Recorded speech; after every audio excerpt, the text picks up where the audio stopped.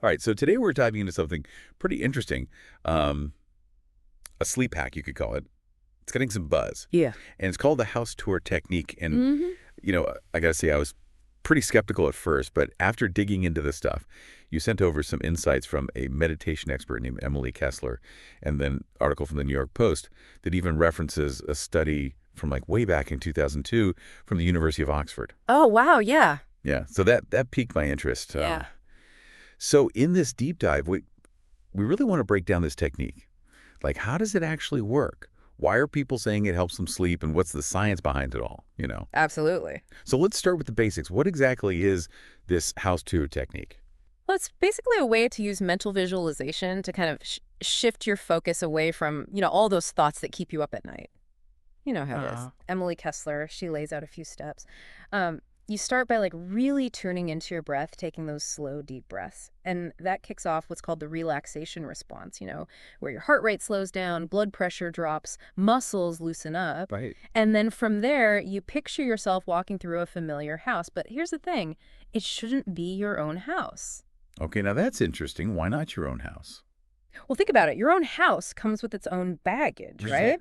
All those little to-dos, unfinished projects, and maybe even some anxieties tied to it. But a familiar house that's not yours, it offers like this nice sense of detachment. It's familiar enough that your brain doesn't have to work too hard, but it's also detached enough that it won't trigger those, those nagging thoughts about your own space. That makes sense. It's like a mental vacation. Exactly. And Kessler, she suggests you really go all in, explore each room in detail, picture the furniture, the decor, the way the rooms flow into each other, really immerse yourself in that imagined space. So it's about keeping your mind busy, but in a very specific way. Exactly. You're giving those racing thoughts a timeout by focusing on something else entirely, something detailed and engaging. And is there any evidence that this actually works? I mean, does it actually help people fall asleep? Well, Kessler says it's been super effective for her and for others she's worked with. And the New York Post article mentions that a lot of people who try it, they actually fall asleep before they even finish their mental house tour. Wow, so they're out before they even hit the kitchen. Pretty much, yeah. Okay, so we've got this technique that's all about visualization, but is there like a scientific reason why this might work? I mean, you mentioned that Oxford study earlier. Right. So the New York Post article, it talks about the study from 2002 at Oxford.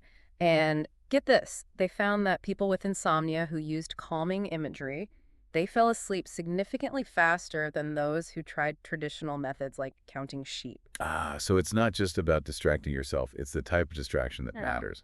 Exactly. Calming imagery seems to be key, and that's where the house tour technique comes in. Instead of passively counting, you're actively creating and exploring this detailed mental world and that level of detail.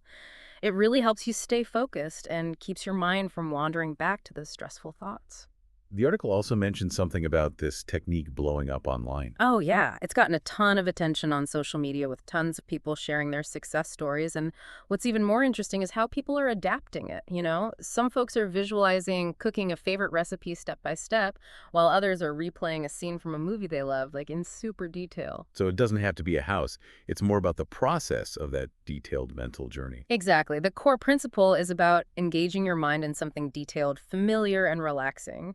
But it's important to remember that everyone's different, right? Yeah. What works amazingly well for one person might not be the magic bullet for another. The Post article even mentions that, sleep is complicated and some people might need to try different relaxation techniques. So essentially, there's no one-size-fits-all solution for sleep. Right. But it's definitely worth exploring different approaches to see what works best for you. Okay, so to bring this all back to our listener, what are the key takeaways here? So we've got the house tour technique made popular by Emily Kessler.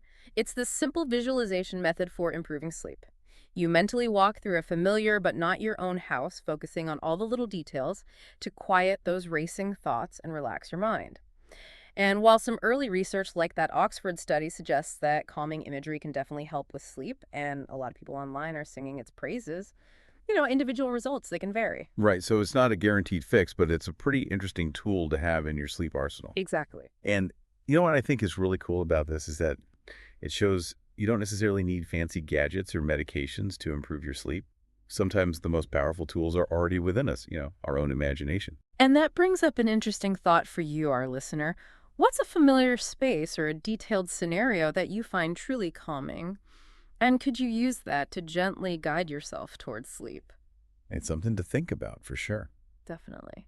And that wraps up our deep dive into the house tour technique. Thanks for joining us. Thanks for having me. We'll catch you next time. See you then.